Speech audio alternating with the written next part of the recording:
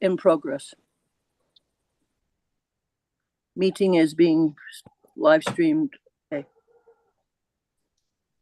Okay. Lovely, lovely. Hello, everyone. Good morning.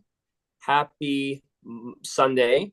I was about to say Monday. We have a Monday session too here. We are so happy to have Dr. Boris Handel with us today as we start our second session in this series in relation to the cause of the Báb. Now, Dr. Boris Handel is a professor of education at the University of Notre Dame in Australia. He is the author of Mirza Mehdi, The Purest Branch, Barakah and Rohollah. Eve Nicklin, she is of the brave heart. The Khamsis, a cradle of true gold, a trilogy of consecration. El Concurso en lo Alto and Muhammad, Profeta de Dios. His most recent book, Quddus, the first in rank, will be published in 2024. Dr. Handel he's written over 100 articles, books, and reports in the field of education. Now, this week's topic, the cause of the Báb, this second presentation will discuss the nature of the revelation of the Báb, important events of his life, and on the vastness of his written works, particularly on the Qayyúmu'l-Asmá and the Persian Bayán. Yes, good. I got a star of approval. Okay.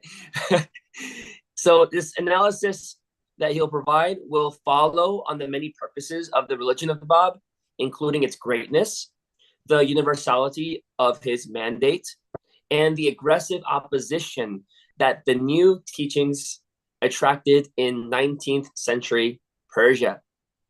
Now, Dr. Handel, we're so happy to have you here today for our second session. I hope it's not too late over there. Are you in Germany by chance? In Australia. Australia. Oh my gosh, it's even later over there. So yeah, Australia is 13 hours. 1 o'clock in the morning. 4 o'clock in the morning? 1 o'clock. 1 o'clock in the morning. Wow, even worse. So it's practically, we should be saying the midnight prayer every single day we meet, huh?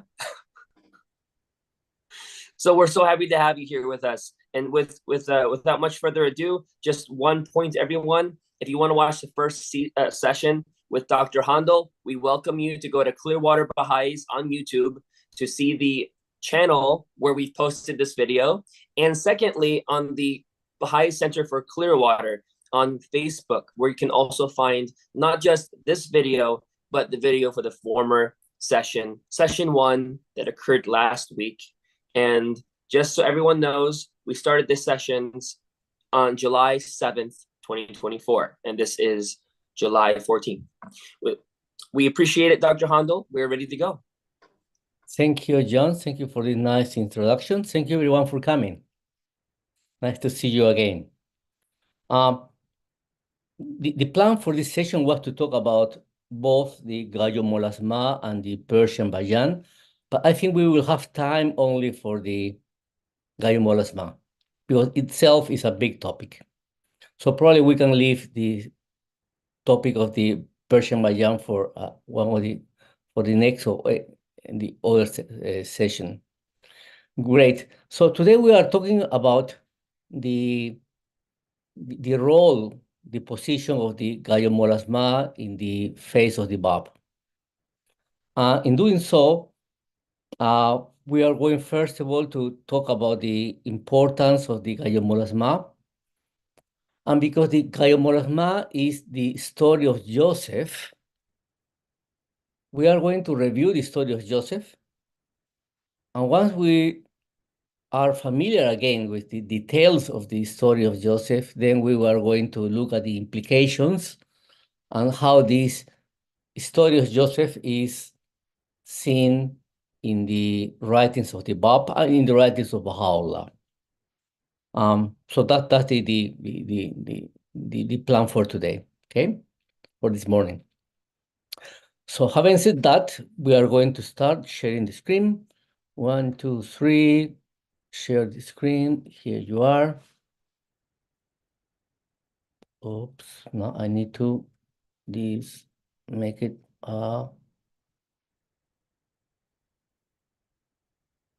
perfect. Okay, the Qayyúmu'l-Asmá, which is the one, the first, in a way, is the first book written by the Báb. Qayyúmu'l-Asmá is a term that means the self-subsisting Lord of all names. The Qayyúmu'l-Asmá. Okay, so what is the Qayyúmu'l-Asmá? The Qayyúmu'l-Asmá is a book written by the Báb. It's a commentary on the Surah of Joseph, a surah of the Quran, and also the story of Joseph in the Bible, which is a beautiful story, the story of Joseph, because this story is in the Hebrew religion, in the Christianity, in Islam, in the Babi, and the Baha'i faith. So it's a story that joins 5 religions together because of its powerful lessons, metaphor, implications. It's a story that have survived and is read continuously and interpreted continuously across the followers of these 5 religions. So, particularly in Islam, this surah of Joseph is a chapter in the Quran, which is referred by Muhammad as the base of the stories. So it's a chapter itself. And it's a bit interesting because it's a long story. It's a continuous story that is told in that book, in that holy book. But it's focused on a story that has a beginning and a happy end. So it's a beautiful story told by Muhammad, and that's why it's called the base of the stories. Muhammad said about this story that it's not an invented tale, so it's not yet storytelling, but it's a divine confirmation of what came before it, an explanation of everything, and a guidance and mercy for people who believe. So it's not just a beautiful children's story, but it's also a source of great guidance and meaning that we are going to try to unravel today. Great. So,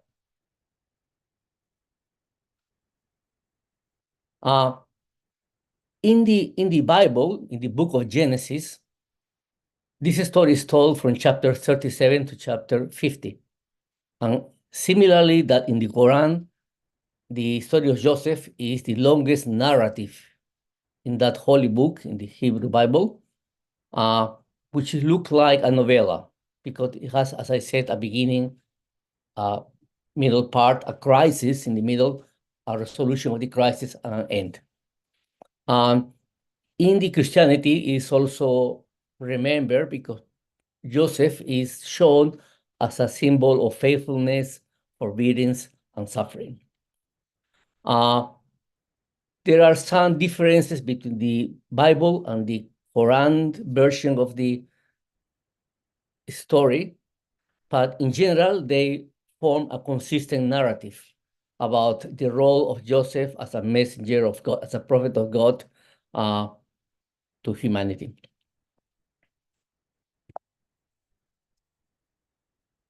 Okay, so we said before that the term Qayyúmu'l-Asmá can be translated as the self-subsisting Lord of all names. And this book was revealed on the eve of the Báb declarations to Mullah Hussein on the 23rd of May, 1844. For several reasons, it was very well distributed book amongst the early Babis, the followers of the Bab, and became known as the Quran of the Babis. And we are going to see this later on. Baha'u'llah has emphasized the importance of the book and has called it as the first, the greatest, and the mightiest of all the books of the Bab. So here we got the position of this book in the revelation of the Bab, said by Baha'u'llah.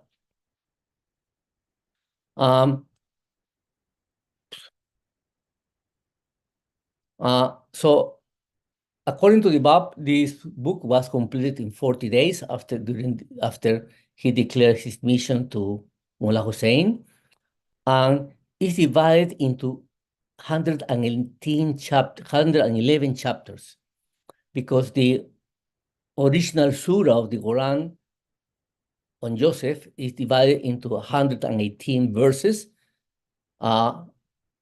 Each verse is interpreted by the Bab as a chapter.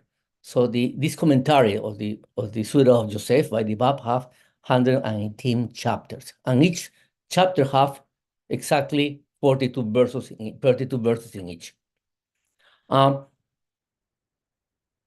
The language of the Qayyúmu'l-Asmá resembles very much the language of the Quran, and is aimed at to produce that effect, that is a revelation of God.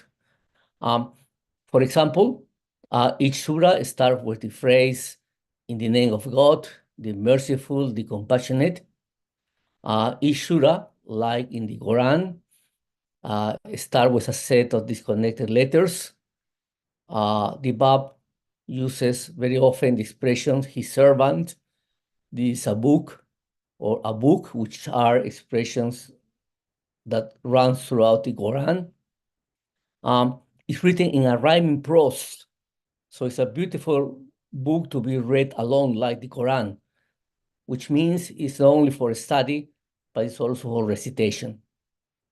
And one of the most important features in the architecture of the Qayyúmu'l-Asmá is that it's written mostly using verses of the Quran, where the Bab either cite literally the verses of the Quran or transform the verses of the Quran into a new divine prose.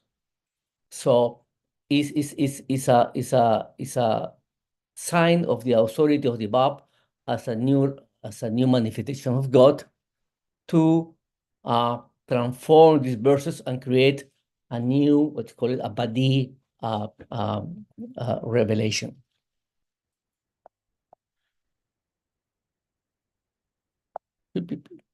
Okay, so here you got the 111, the names of the 111 surahs of the Qayyúmu'l-Asmá. So they all are to represent a mystical and a spiritual explanation of a particular principle. So they run from 1 to 11 chapters. Why is important the Qayyúmu'l-Asmá in the Babi revelation or in the Baha'i revelation is because it was Sayyid Qasim, and you probably have heard about Sayyid Qasim, who was the forerunner of the Bab, who was a sage that came before the Bab, and his discourse was mainly about the coming of the promised one in Islam. He said that the promised one will, and us will revealed for you. Those are the words of Sayyid Qasim to Mullah Hussein, the first believer of the Bab. When this Mullah Hussein asked Sayyid Qasim to reveal a commentary about the Surah of Joseph, he said, "I am unable. This is only can be done by the promised one." So in a way, it's a prophecy about the realization of the Qayyúmu'l-Asmá, and understanding that the Qayyúmu'l-Asmá was preordained. That was it's always existed before. And this can be seen in many hadiths or tradition of the Islamic world, that the promised one, what in Islam is called the Qayyum, will resemble Joseph, and that the promised one will wear the garment of Joseph and carry the staff of Moses. So there were many prophecies about the promised one having similar characteristics of the Joseph of the Bible and the Joseph of the Quran. That's why in the Qayyúmu'l-Asmá, the Báb refers to himself as the Joseph of divine unity and the Joseph of the supreme origin. So the Báb refers himself as Joseph. As we are going to see later, the Báb also refers to Baha'u'llah as another Joseph. So first of all, we look at the Báb as Joseph. In the Qayyúmu'l-Asmá, the Báb is given a number of titles, huge number of titles, but these are probably the most significant. He's called the Gate of the Remnant of God. He's called the Remembrance, the Greatest Announcement, the Proof, the Solace of the Eyes, the Point, the Light on the Sinai, and the Word of God.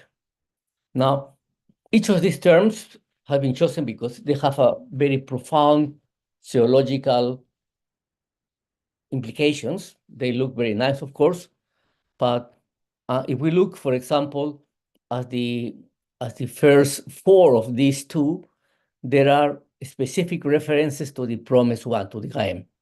Okay, these are terms that the prophecies in Islam refer to the promised one. The proof, the greatest announcement, the remembrance of God, and the remnant, the gate of the remnant of God. So the Báb adopts himself the title of Bábullah, the gate of God. These four titles clearly imply that the Báb was already in the beginning of his revelation. He was identifying himself as the promised one. We know that the formal declaration of the Báb as the promised one occurs some years later, around 1848, especially in the Bayán, in the Persian Bayán, or also when the Báb is trial in the Báb is in Tabriz in July 1848, and he said, "I am the promised one."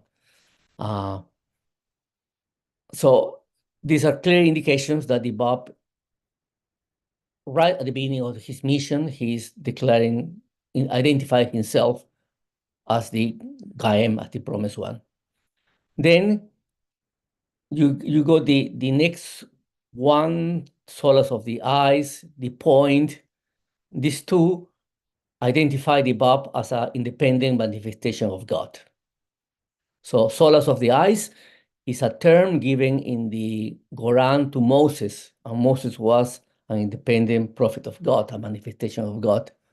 And the point is also a term to refer to an independent manifestation of God. For example, Muhammad is the point of the Quran, Jesus is the point of the Gospel, the point of Báb is the point of the Bayán. So clearly, again, the Báb at the beginning of his revelation, he's stating his position as the manifestation of God. He said he's the light on the Sinai, and he is the word of God, the Logos.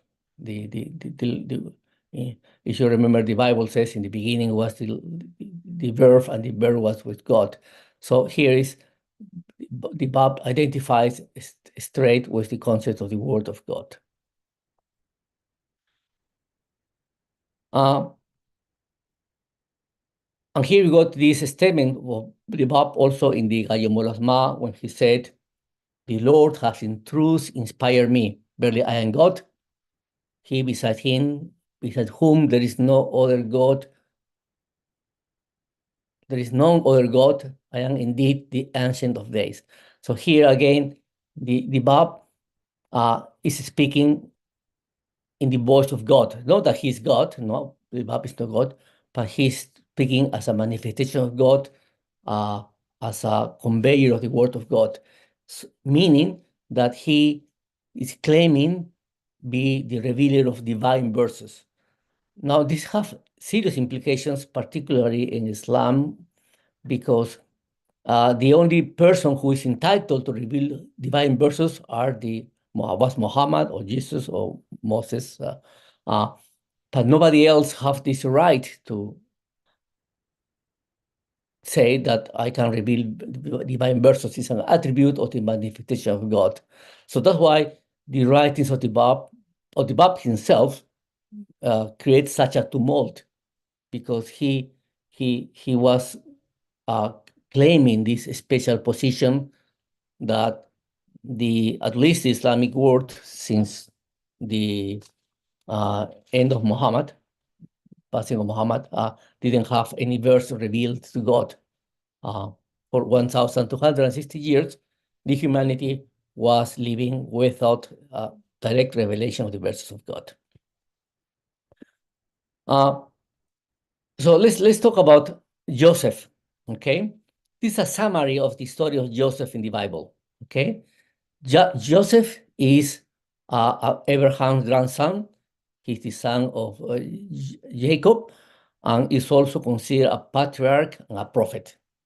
That's Joseph's position in the Quran and in the Bible.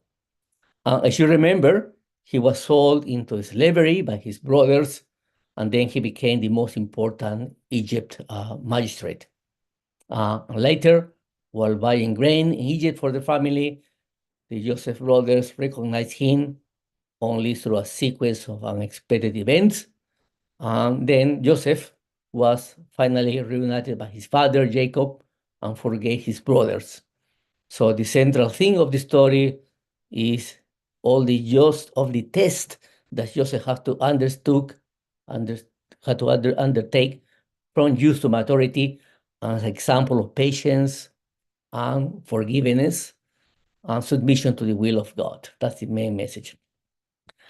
So we talk about this, that is outlined, his life is in the Genesis, chapter 37 to 50, in the Surah of Joseph, and also is mentioned in the New Testament in the book of in John's, Acts, Hebrews, and the book of Revelation. All right, so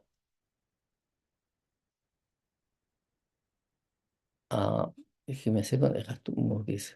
So in the Quran, Joseph is mentioned as one of the 25 prophets, Nabi, recorded in that book. Remember, the Quran mentioned specifically 25 prophets. And in one of the passages, he says, Joseph came to you with clear signs.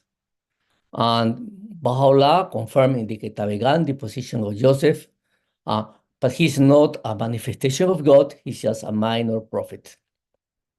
And in the Quran, it's stated that he was chosen by the Lord to teach the interpretation of dark sayings, to perfect his favors and to the family of Jacob and to humanity. So the interpretation of dark sayings means interpretation of dreams, which is equivalent in the Abrahamic religions to the concept of revelation of verses, divine verses. All right, so there are plenty of metaphors, ideas in the writings of the Báb, Baha'u'llah, Abdul-Baha, about what the story of Joseph meant. Because especially what the Báb does is he recreates the story of Joseph. He creates a new interpretation, totally new interpretation about the story of Joseph, along with the explanations of Baha'u'llah and Abdul-Baha. So is that the Báb himself identified with Joseph, and he presents his mission that he's going to start in terms of Joseph's story. And also, what the Báb does is he predict, for example, the life of Baha'u'llah in terms of the same story of Joseph. So it's a Joseph is becoming a sort of Báb becomes a reenactment of the story of Joseph. Now let's have a look at the story of Joseph, because otherwise we won't be able to understand these interpretations from the Báb and Baha'u'llah about him. So he had 10 other half-brothers on his father's side. There were 12 children.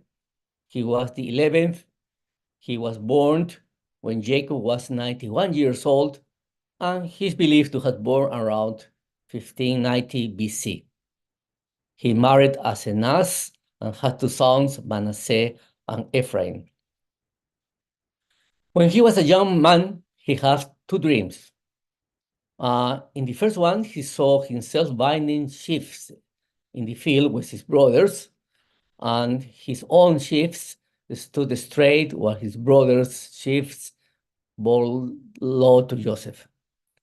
And in the second dream, he saw the sun, the moon, and 11 stars bowing down to him. When his brothers learned about his dreams, they became very jealous, because in addition,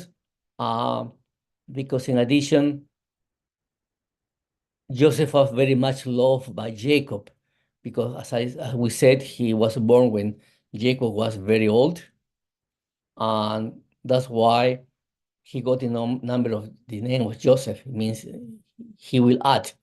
Was an addition to the family of sudden addition to the family of Jacob. So he was very much loved by his father. So because of this special love of Jacob for his son Joseph, he gave him a special tunic garment, in Arabic kamis, of different colors, which was a sign of being something special. And because of that, the brothers were also jealous of Joseph. And the Genesis says that one day, when they were shepherds, they were in the field, in the camp, they decided to kill Joseph and throw him into a well. So Reuben, the eldest, argued against killing him and proposed that instead of killing, just throw him alive into the empty well. Because it seems that Reuben wanted to save his young brother's life and rescue him later. So, in any case, the brothers threw Joseph into the well when Reuben was away. They put him into the well, empty well. So, while Joseph was into the well, there was a caravan of merchants going to Egypt. It was a merchant route from Canaan in Palestine, now Israel, to Egypt. Judah convinced his brothers that instead of killing Joseph, he's been sold to the merchants. And then they decided to sell Joseph to the traders for 20 pieces of silver. Then the traders retrieved Joseph from the well and took him to Egypt. And when Reuben returned, he didn't find Joseph and became very disappointed and heartbroken about what had occurred. Later, the brothers went to Jacob, and they got a garment of Joseph, and they stained it with goat blood, and they said that a wolf had eaten Joseph. What they did is they were killing a goat, but Joseph didn't believe that story, and was always convinced that his favorite son was still alive somewhere. So the merchants took brothers Joseph to Egypt, and he was bought by influential family who adopted him as a son. He was sold in a marketplace, and we will see reference to that. And there were buyers there, and this family adopted him as a son. They taught him the skills of the administrations, management, in the government. The Bible called him Potiphar, and the Quran called him the Al-Aziz, the Mighty, which was an Egyptian nobleman and a prominent government officer. Okay, but Joseph was then a slave, and slaves couldn't flee because slaves are executed when they flee. So he stayed all the time in Egypt. So his master wife, Zuleika, once accused Joseph of improper behavior toward her. All right. So when that happens, so Zuleika was tearing Joseph's garment from behind, and it was proven that Joseph was innocent. But in any case, he was initially the master asked Joseph to disregard the incident because of his social reputation. But eventually, he was later he was put in prison. But in any case, before the ladies of the city start gossiping against her, and blaming her for her that she had been having an improper behavior towards Joseph, because Joseph was a man of great beauty. That's how the Quran and the Bible refer to him: great beauty, great physical beauty, and of course, it's referred also to great spiritual beauty. So Zuleika invited all the ladies of the city to see Joseph. At the meeting, she admitted, yes, I tried to seduce Joseph and make advances. And he threatened Joseph that was jailed if he didn't comply with her demands. But Joseph remained firm in his chastity, and the Bible says that this angered Potiphar and put Joseph into prison. And the punishment for a slave was life sentence, but for some reason, the Joseph's life was spared, probably because the master's wife intervention, because he was going to be killed. He was just a slave. In the prison, he has two other prisoners with him. One was a cupbearer and a baker. And then he interpreted the dreams of these two prisoners. One was positive. One for the cupbearer was positive, that he will be released and will be a great man, a free man, happy man. And the other one to the baker was a sort of negative interpretation that he was going to be killed. And actually this happened. So the cupbearer survived as Joseph had predicted, but Joseph also told him to tell the king about him. But when the cupbearer was free, he forgot to tell totally about Joseph, and therefore Joseph remained imprisoned, and he couldn't argue for his innocence. Around the same time, the Pharaoh have two disturbing dreams. In the first, he saw 7 skinny and ugly cows, were devouring 7 beautiful fat cows that were emerging from the Nile River. When they had eaten them, the skinny cows were as thin and bad-looking as before. So in the second dream, he saw 7 full ears of grain sprout on a stem, followed by another 7 thin and empty ears. Then the 7 full ears were eaten by the thin ears that had sprouted for the last time, just remain as thin as before. You probably are familiar with this story from the childhood times.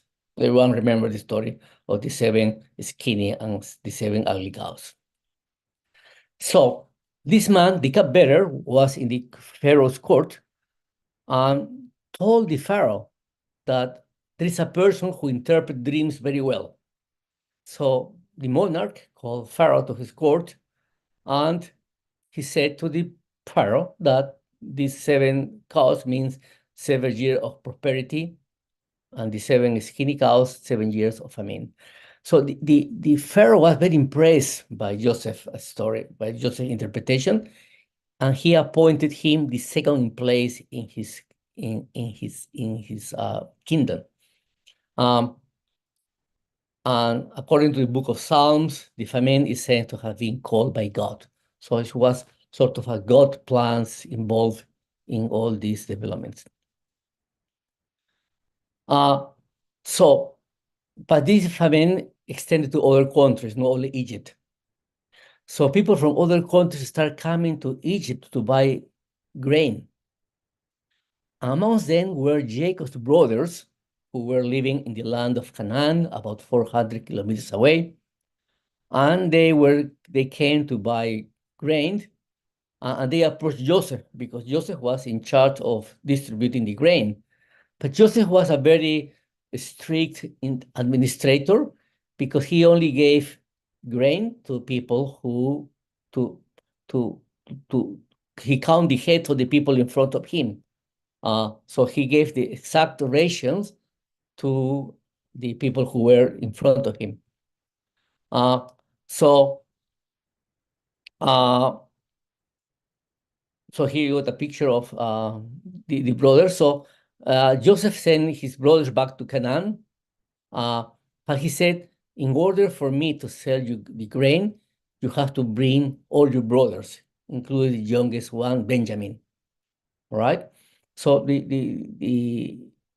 because Benjamin had to stay at home because he was very young, and Jacob, his father, was very fond of him.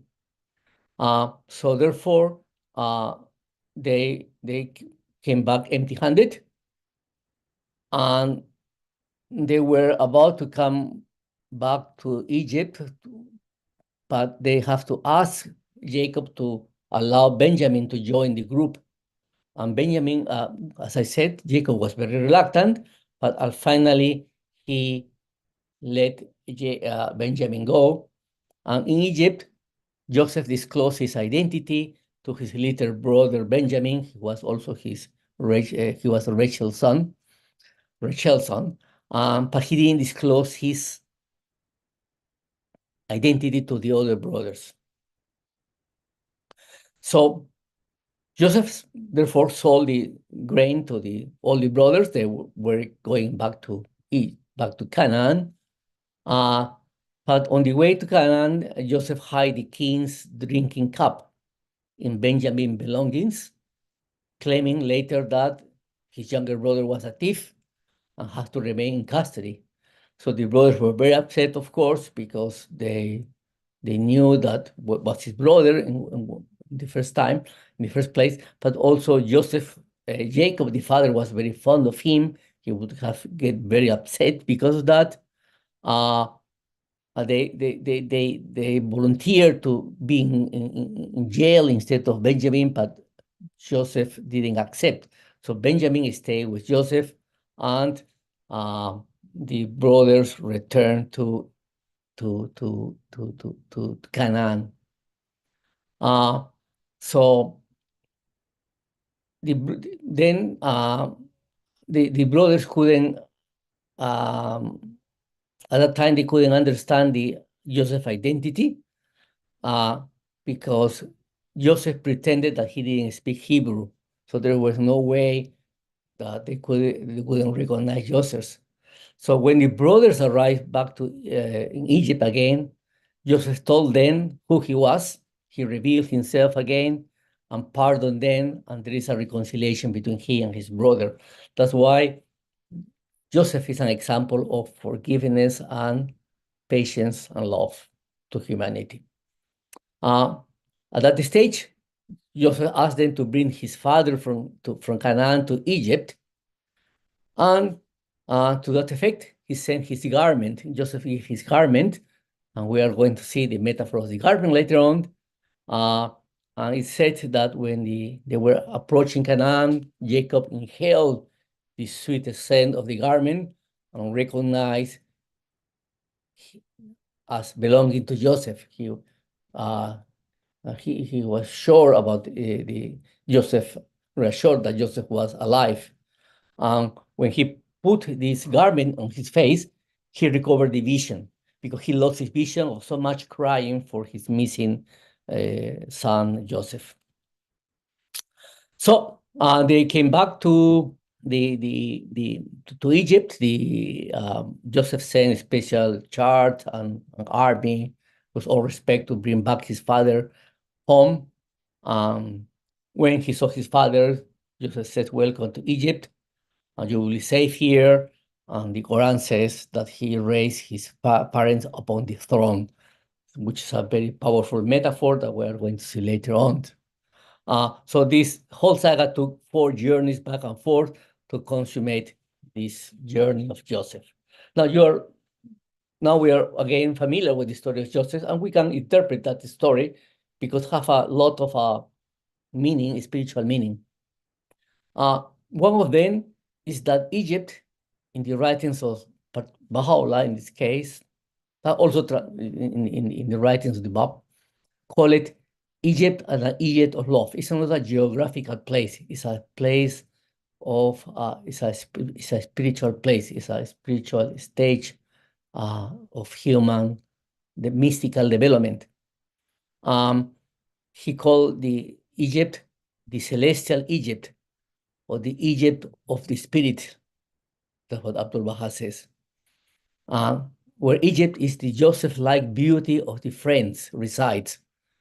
So is the journey from Canaan to Egypt that the brothers undertake in a way to reunite with the beloved, with the beauty of Joseph. When Joseph, for example, is sold as a child in the bazaar, when he arrived and is sold and bought by a rich person, Abdul Baha says that we should all go to the marketplace and buy the divine Joseph. Means that we should strive to acquire the spiritual quality of Joseph. That's the meaning of people trying to go into the market and buy Joseph as a slave. And also, Baha'u'llah said in Egypt, Joseph hid his station from people because he found them heedless and pretenders. So he hid at the beginning the station from his brothers because he were heedless and pretenders, meaning that he hid his station as a prophet of God from humanity. And because that is what the prophet of God normally do. At the beginning, they hide their station, Jesus, till he went to Jerusalem. He hide his station, saying Muhammad, saying the Báb, saying Baha'u'llah, till the moment when the audience is ready. So this act of hiding his station from his brothers parallels this process of revelation, of public declaration. Joseph had always hoped that he would eventually reunite with Joseph and knew he was alive somewhere. So Jacob never lost hope that his beloved Joseph was alive. So Baha'u'llah used this metaphor in the 7 valleys to say that how many Jacobs will he see hunting after his Joseph? That Jacob never gave up. He was always hunting, longing, finding ways to find his beloved Joseph. So it's part of the spiritual journey of a person, longing to reach the presence of God, the presence of the beloved. There is another metaphor about Joseph, about his garment, which in Arabic is called gamis, represent a robe, a coat, a tunic, or a shirt. And in Joseph's story, both in the Quran and in Genesis, this garment have a special fragrance. Because of this fragrance is that Joseph, from the distance, recognized the existence of Jacob, recognized that Joseph is still alive. And when he put this garment on his eyes, he is able to see.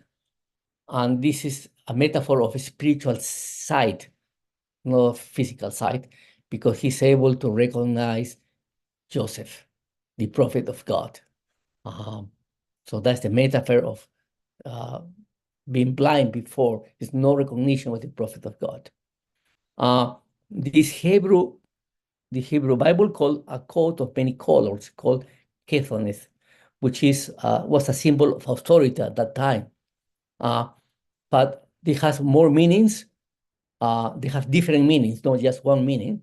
For example, Abdu'l-Baha says that when the Joseph brothers stained the Joseph garments with God's blood, what they were doing is that they were stating that evil deeds are stained with the blood of vain imaginings in human life. So we have to avoid vain imaginings in real life.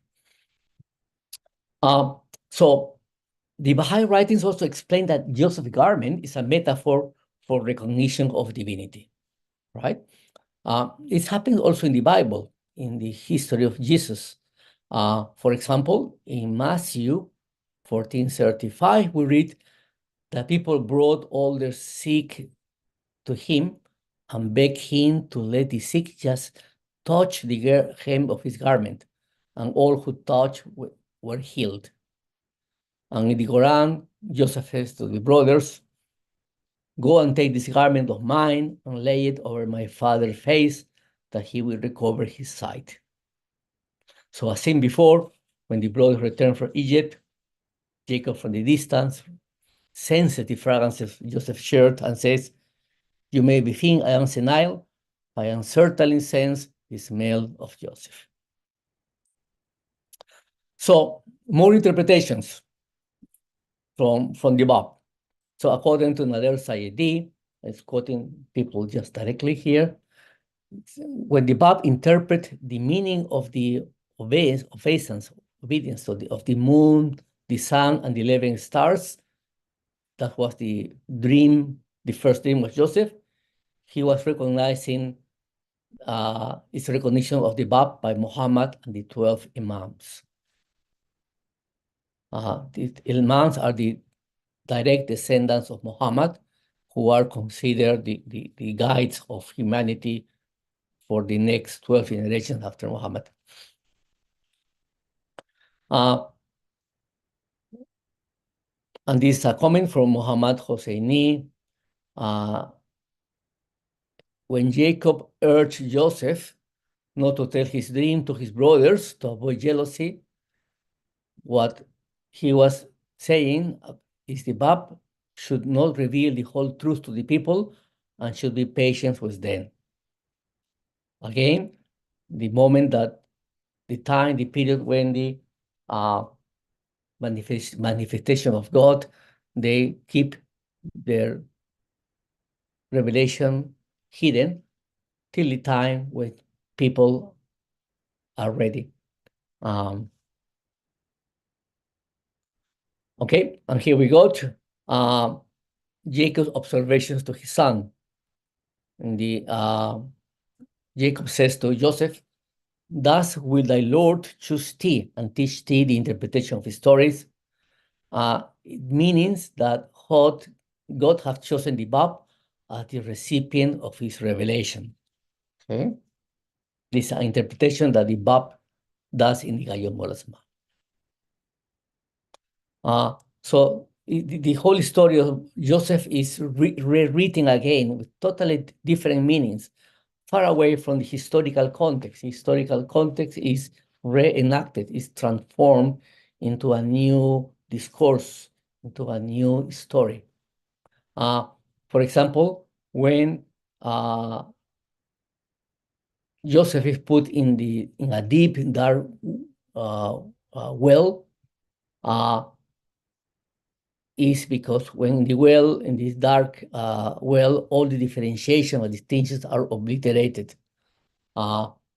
These distinctions, differentiations that the brothers saw in him, or which can be related to these differentiations that people see in the manifestation of God when they argue with him and they persecute him, they deny him. So this is a well of absolute unity where the manifestation of God is hidden in this mystical space when there's only the essence there. Put it this way. According to the Báb, Zuleika, the wife of the masters, is meant a person or the people who will turn away from the Báb. It's another interpretation in the Qayyúmu'l-Asmá. And the women of the city who are invited to see by Zuleika to see the Joseph, these are people who are not aware of the truth of the divine beauty bestowed upon the Báb. So this is the humanity that cannot see the beauty of the spiritual beauty of the Báb. Then the brothers is that they were the caravan of buyers that went to Egypt by grain. They are seen as the pilgrims from the remote Karbala searching for the promised one, the Báb, means the letter of the living, the first believers of the Báb who came from Karbala to search for the promised one. That's the meaning of the brothers in a caravan of buyers. So again, there's more than one meaning in each case. But because the brothers' caravan from Canaan to Egypt is also a mystical journey, more than a commercial transaction, it's a mystical journey to recognize the beloved. And they pass through these cities because these are the stage in the recognition of the promised one who is veiled in his mysteries. Again, when Joseph, Joseph's new family in Egypt, the Báb interprets this family as the one in which he himself was born. And he said that the sign of his true station can be found in the name of his parents. And you remember that the Báb father's name was Muhammad, and the mother's name of the Báb was Fatima, the daughter of Muhammad.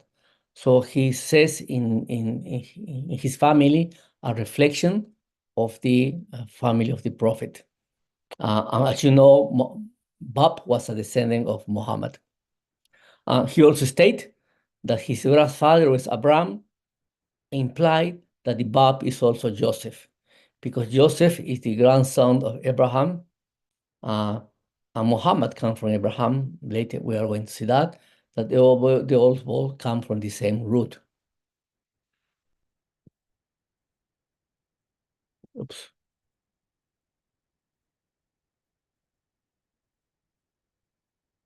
For example, also when these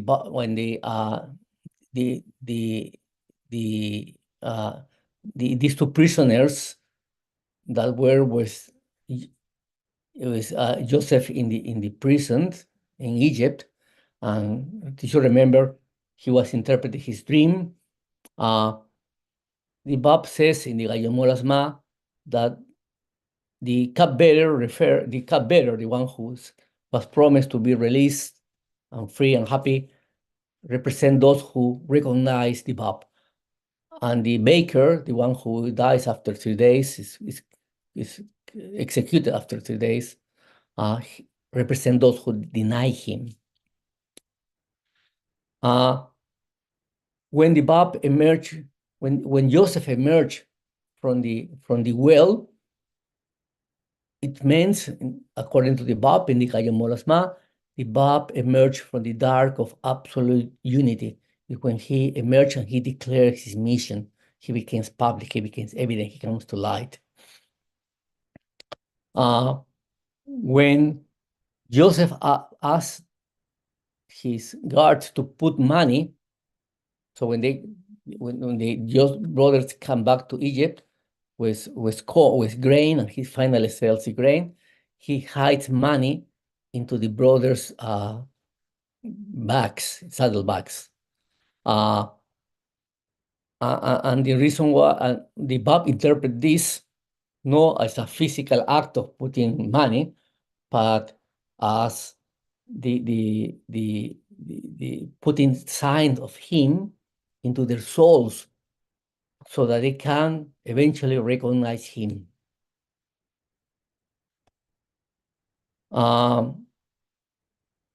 Also, another interpretation is that the Joseph brothers meant the people who have not already recognized the sublime station of the Báb, and the Báb is trying to introduce himself to them. So at the beginning, Joseph, as we saw in this story, didn't disclose his identity to them, but after a time of patience, he finally disclosed to them. So again, this is not only history, but it's the process of the Báb disclosing his identity to humanity. And that happens when the Báb, as I said before, in 1848, he openly declares that he is the promised one. Also,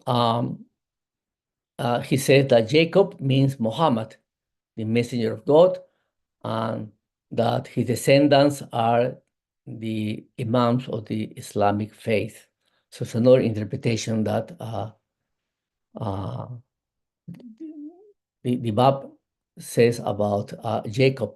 But he also says that the Báb himself, he's Joseph, and he's the promised Cain, the promised one, and the promised remnant of God. Remnant of God is a term that applies to the messiahs of the Islamic world, the Gaim. We talk about this.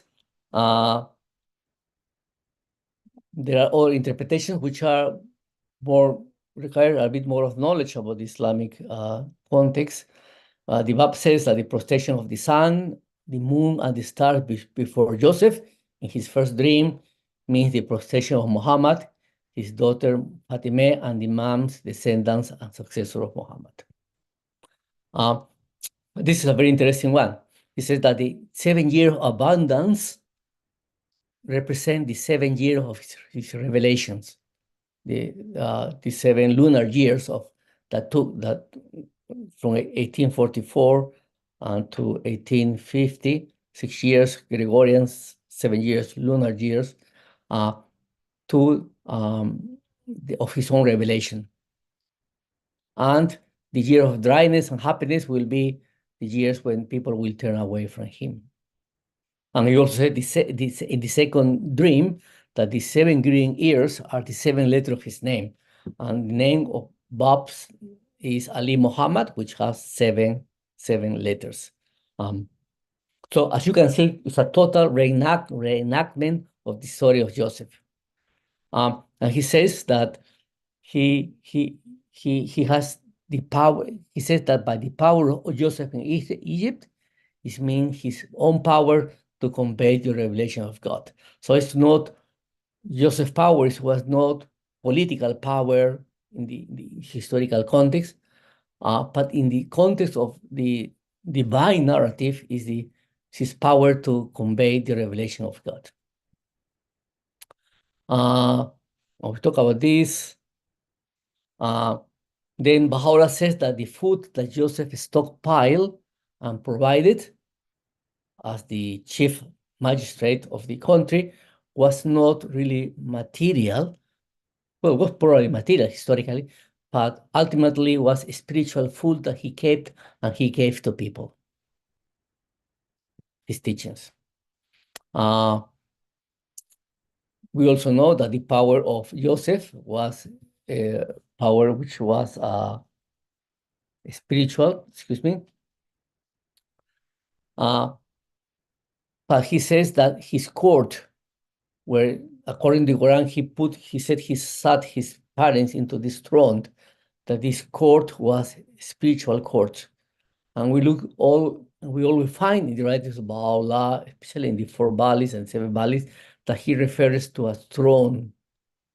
And this throne, Baha'u'llah explained, is not a physical throne like the current kings have, but it's a throne on the inmost heart and the secret of divine guidance. So again, mystical interpretation of the Joseph story. But the Báb refers, we have seen how the Báb refers to himself as the true as Joseph, but he also refers to Baha'u'llah as the true Joseph. And Baha'u'llah himself associates himself with the Joseph of the Quran as the most noble angel, as the immortal Jews that has come with a mighty cause. So the last paragraph are the words about the cause of the Báb.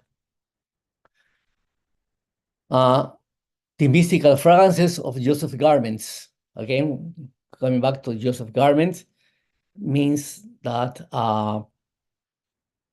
Baha'u'llah interpreting the concept of the Kitab Abdas, that his laws, he says, my laws, the sweat smelling savor of a garment can be smelled.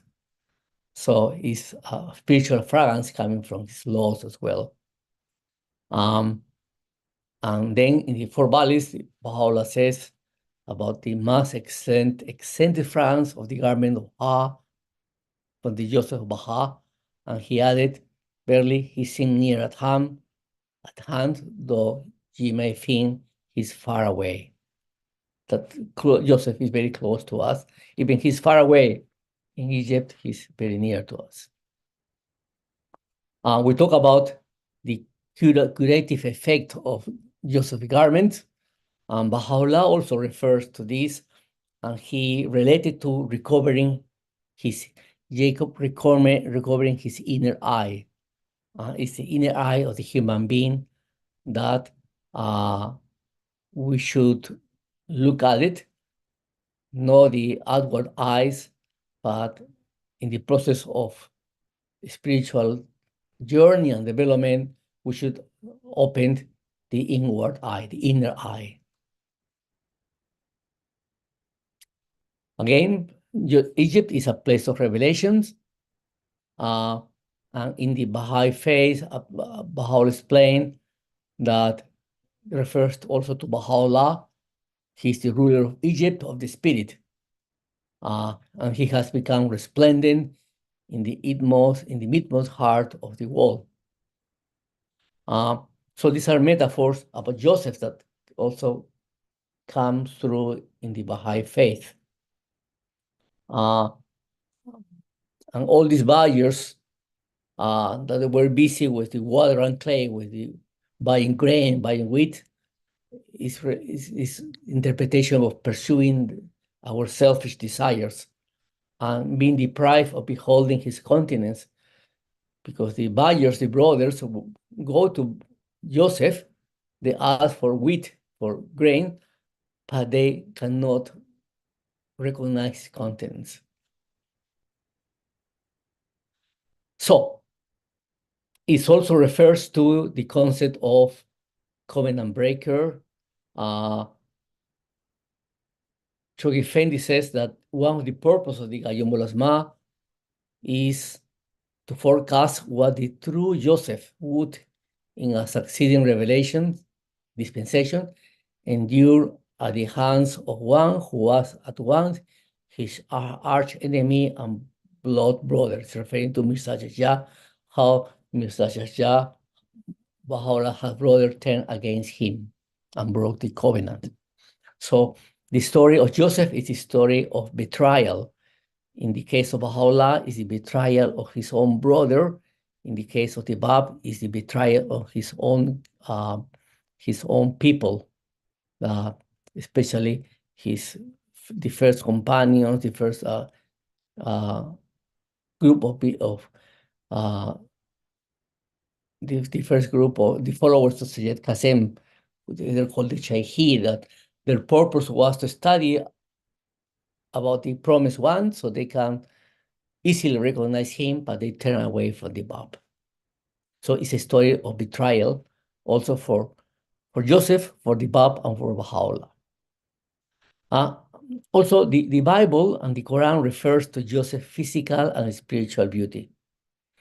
Abdu'l-Baha described him as a face radiant as the sun, and a beauty for above the praise and description of such as endued with understanding. And this concept of beauty Joseph has passed to the Baha'i faith.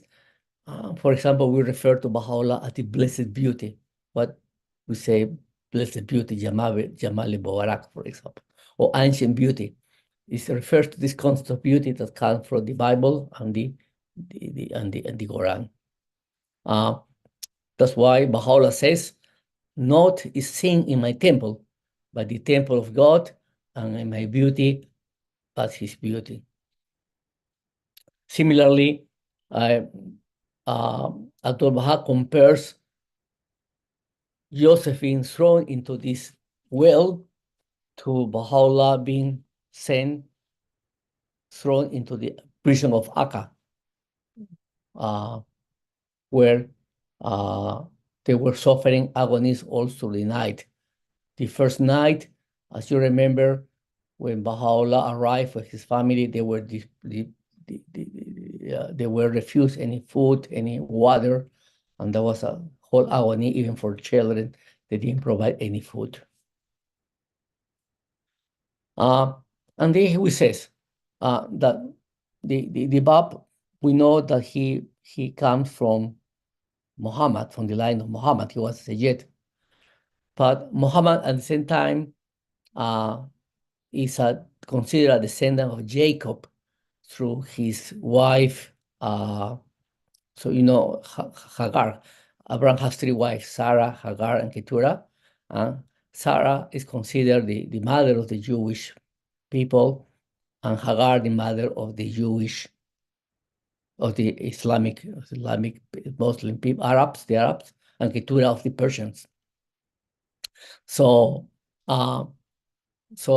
we know the story of Jacob. He when the Sarah went to live in the desert, and all the descendants from her son Ishmael are the Arabs, according to the Genesis, and that's how the line from Muhammad to Abraham to Jacob comes. So Jacob and the Báb share the same ascendants, which is confirmed by Abdul-Baha, by the way.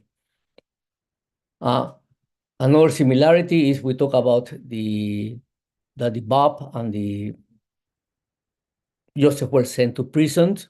They were put in prisons. Interesting, someone mentioned that they were raised by single parents because apparently Rachel was the mother of Joseph, died when he was young, and the father of the Báb, the father of the Báb also died when he was very young. They forgave enemies. They were betrayed by his parents. They were given beautiful titles. Also, if we look at the story of Joseph, Egypt gave the Pharaoh gave beautiful titles to Joseph. So let's go back to the Qayyúmu'l-Asmá and remember what Baha'u'llah said, that this is the first, the greatest, and the mightiest of all books that began on the declaration of the Báb, consists of 100 chapters, and is considered the best of the stories, and has about it's about 2/3 of the size of the New Testament. So the New Testament has 9,300 words. The Qayyúmu'l-Asmá is about 2/3 of the. Okay, so how are we over time? Probably you have 5 more minutes. All right, so what the Báb says about the Qayyúmu'l-Asmá, it follows the book of all religions. He also said that he is the remembrance of God. Sekrullah means the Logos, also means the word of God. It's another word for the word of God. The Báb says that was revealing a special language, because the Báb create a special language well, he transformed the Arabic. See, the Arabic is a language of revelation, and there was a lot of sacredness about Arabic. But the Bab create a new language there, and he modifies even the language of the Quran to demonstrate his authority as a new manifestation of God. And he said it should be recited frequently at morn and eventide. We should chant the verse of the book, of this book. Of course, this is a prescription not for the Baha'is, but for the Babis. It's free of error. It's a book free of error, and it's a proof for East and West. One of the major themes in the Qayyúmu'l-Asmá is that the Bab sends a message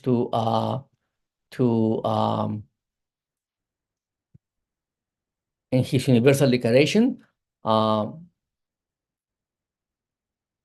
when he writes to the main prominent people of the world. But in one of them, and with this I finish because I think I'm over time, he mentioned that he make a call to all people of the West to issue force from the cities and aid God in the revelation of the Bab, and also to the people of the earth in the Qayyúmu'l-Asmá says, cleave ye tenaciously to the court of all the highest God, which is but this Arabian use, our remembrance, he who stands conceals at the point of ice amidst the ocean of fire. Thank you, friends, for your patience. I'm happy to answer any questions, if I can.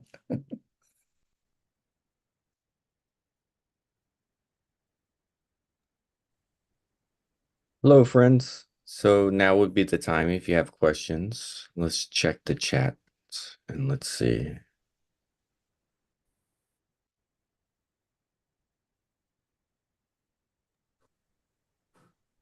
There is one question before Jeremiah has some more to provide. The idea of Egypt that was mentioned, particularly the beautiful words that Baha'u'llah references, and again, we're talking the Egypt of love. We're talking about these beautiful words that relate to Egypt. Could it be understood that when we describe a civilization, we're talking about it at its height and its good deeds that it committed, and not necessarily focusing on its fall and what happens at the end of its life cycle?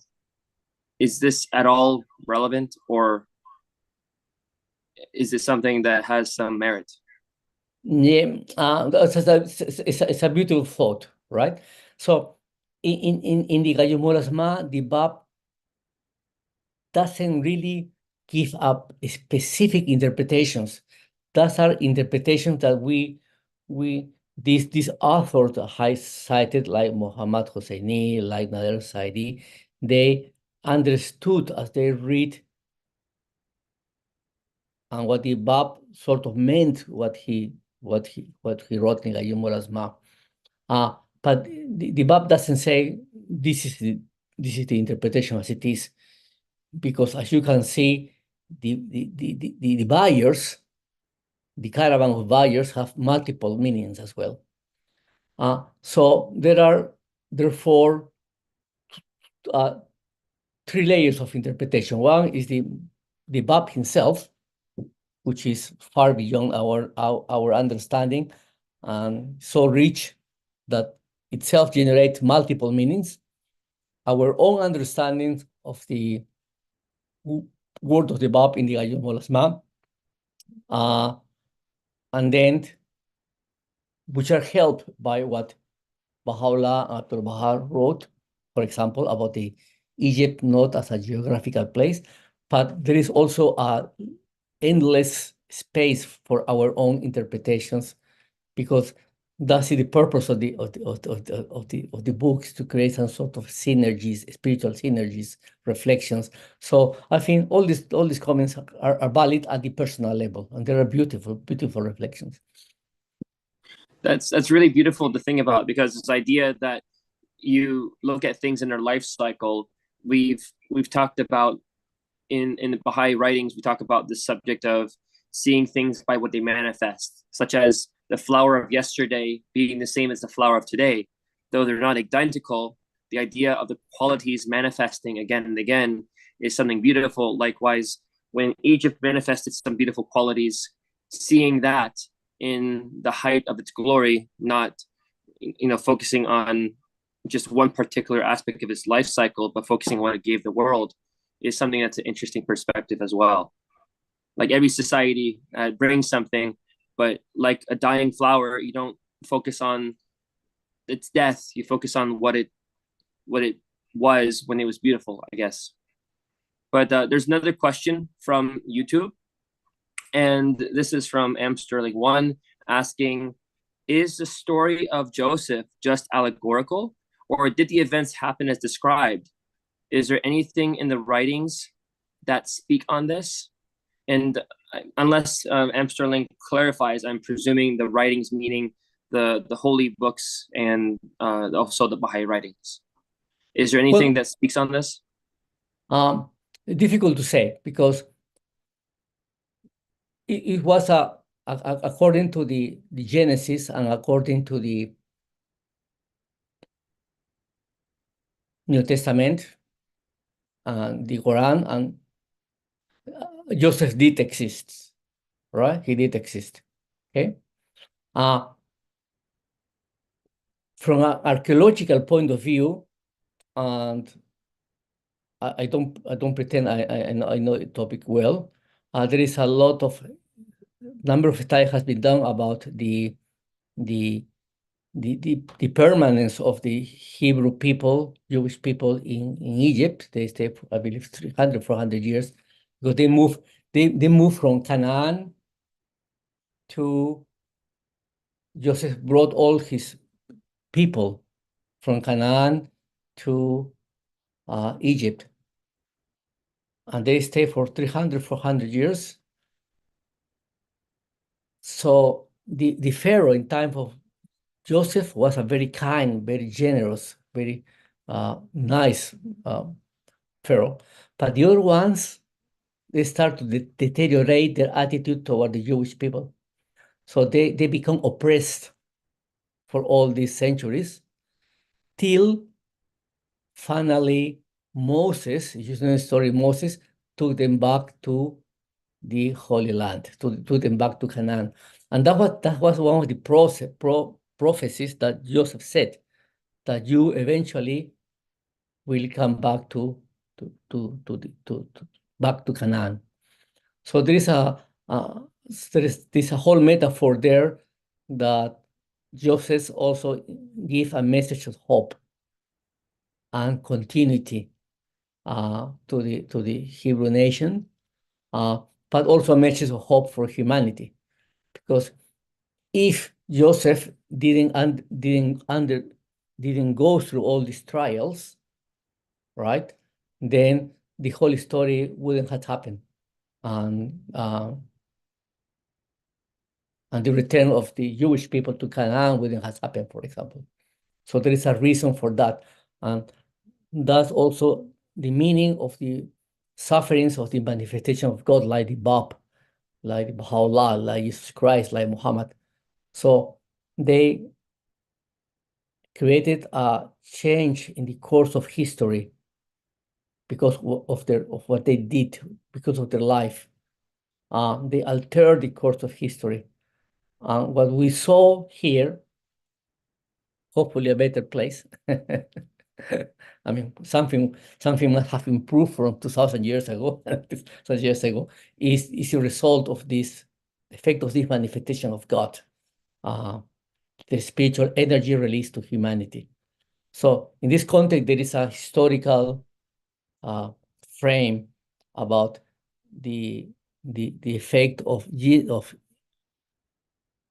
Joseph on history of humanity, because we know that Christianity came from Judaism, and Islam came from Christianity, and the Baha'i faith, their cradle was the Islam.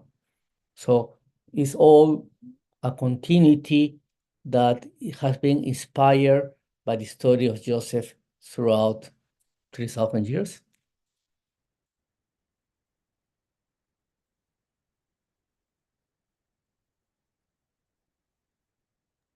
Thank you so much for sharing. This is a lot of information to absorb. And M. Sterling clarified the Baha'i writings. So thank you, M. Sterling. So with that being said, there are some other questions, and one of them is if one of the people here can ask about the previous presentation you made last week. Is that okay? Yeah, sure. So yeah, Olga Latayeva, if you'd like to unmute and ask your question. Yes, just a moment.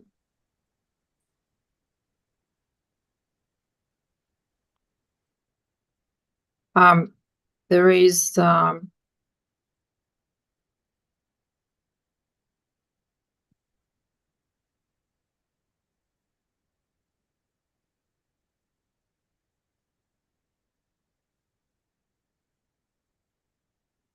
good evening. Hello, Olga. Nice to see your face. Nice to see yours as well. There was something From Russia. that, Wow, it's amazing. yeah.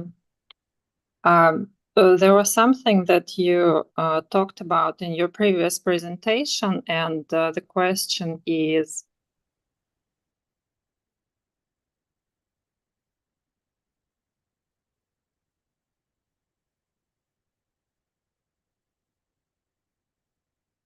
We can hear you, Olga. Something happened with her. Hello, Olga. No.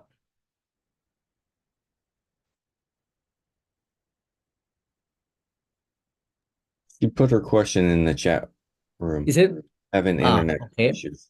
Okay. If people are born virtuous, what must the spiritual perfection be about? What are we to improve? What is the state of perfection for a human being? That's a big question. Olga, thank you for this.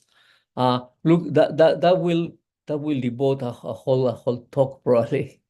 But the best I can do probably is to refer you to the book of the 7 valleys, or the 4 valleys, which shows this journey from, we're talking about the Arc of Ascent, is it? The Arc of Ascent. This journey described by Baha'u'llah towards the attaining of the presence of God. Now, the topic of the presence of God is something that is seen in many religions: Islam, Judaism, Christianity, the Baha'i faith. Talk about attaining the presence of God. That's the goal, the stage of perfection. Okay, and it's especially mentioned in when they talk about the day of resurrection. The day of resurrection, we attain the presence of God. But unfortunately, when they talk about the day of resurrection, they all talk about the calamities and the earthquakes and catastrophes, but they don't talk about the act of attaining the presence of God, which is the top of the arc, the top of spiritual development, which is attaining the presence of the manifestation of God during his days, or recognition of the manifestation of God after the manifestation of God pass away. So I can encourage you to read the 7 valleys, because you will get all the answers there. thank you so much.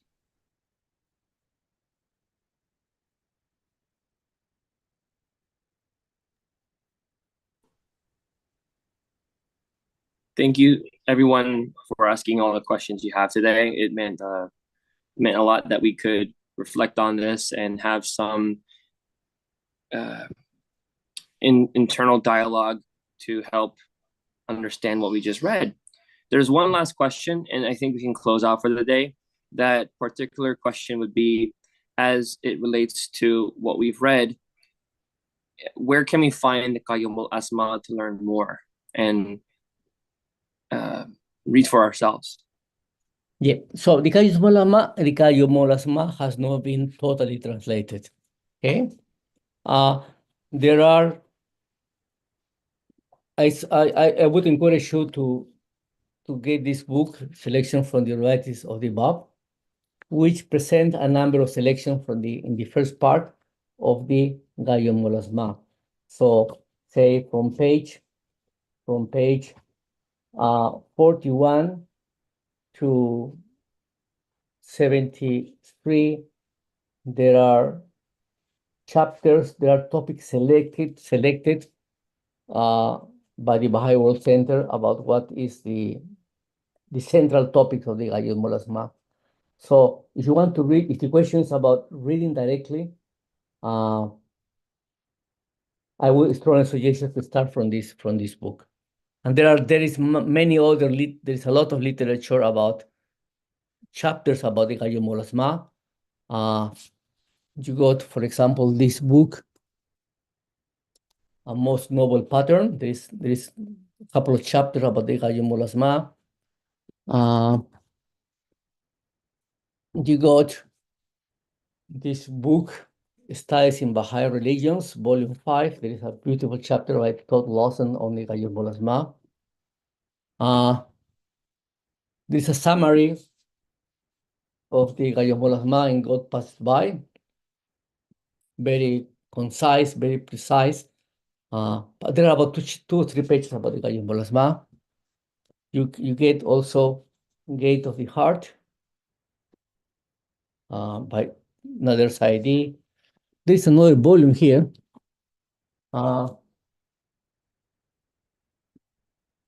Báb and the Baha'i Community of Iran was also released during the centenary of the birth of the Báb. It's beautiful. There are a lot of literature about the Báb. And what else do we have here? And don't forget to buy the book.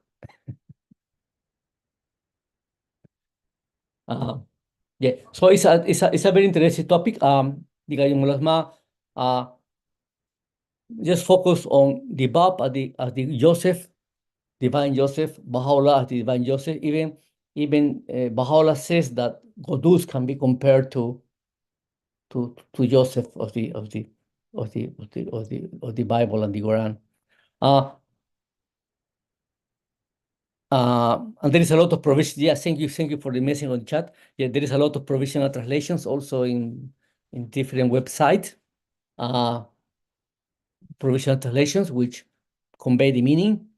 It's a very difficult language to translate the Arabic of the Báb, because it's a very beautiful, expressive Arabic that surprises many people, because the Báb was not a theologian, he was a merchant. And people say how this merchant can produce such a beautiful Arabic, theological Arabic. It's a miracle in a way, the book itself. So the Qayyúmu'l-Asmá is a new language. It's a new book. It's not really a commentary. And you have to get, and it's difficult to translate because there are multiple meanings. You read one line to one paragraph in Arabic, and then you will have 10 different people thinking something, 10 different things. So what is the right interpretation? Because translation is not only literal translations, it's interpretation. And that's why we got these passages from the Baha'i World Center translated that are beautiful, well done. Next session we are going to talk about the Bayán. Okay, I couldn't have time to talk about the Bayán, but we will complement this topic with the mother book of the Baha'i or the Báb dispensation. We're so happy that you were able to share this with us, and we're looking forward to discussing the Bayán, learning and asking questions and trying to figure out more information that you share with us. At one point, for everyone who's joined us today, we thank you all for bringing your questions here. And we also appreciate that you're joining us in this series that we started last week, which will continue. And once more, if you have friends who have found the writings of the Báb to be of particular importance, we definitely welcome you to please share this with them. We're, of course, sharing this on YouTube and on Facebook. It's streamed and it's recorded. But that being said, it doesn't really top off a Zoom meeting. The Zoom meeting is your unique opportunity to have with Dr. Handel to ask questions and to help your search, maybe where to look. So we found beautiful books just now. One of them was by a well-known Baha'i scholar, Hassan M. Bailuzi. It's very interesting that you shared that book. I never heard of it until I just saw it. So could you show it one more time before we close out, just so everyone can take a look? It's this one here? Yes. Yeah, it have a very, the first is volume 5. It's called Studies in Baha'i, Babi and Baha'i Religions. The first, and there is a very substantial book chapter. It have about, wow, about 63 pages about the Surah of Joseph. Quite a bit of writing. Yeah. And there also are many, you wrote the book too. The book you wrote, the book that you published. Could you also show that again for us? the book. Yeah, of course. Where is it? It's So available those on Amazon. It's on Amazon, you said, right? Amazon. Yeah. Beautiful. So the dispensation of the Báb by Dr. Boris Handel, you can find it all online, of course, on Amazon. And are there any other venues we can buy them on? Also from the Baha'i bookshop, the US Baha'i bookshop. Okay, so it's I believe it's BahaiBookstore.com. Of course, those of you in the chat or in the comments can please provide the link. It's beautiful to share. With that being said, all of you who have joined us today, we hope you share with those who are enamored by the ranks and the message of the Báb. We look forward to having this discussion again next week. Thank you, Dr. Handel, for your presentation. And again, thank you all of you for joining us and supporting the Clearwater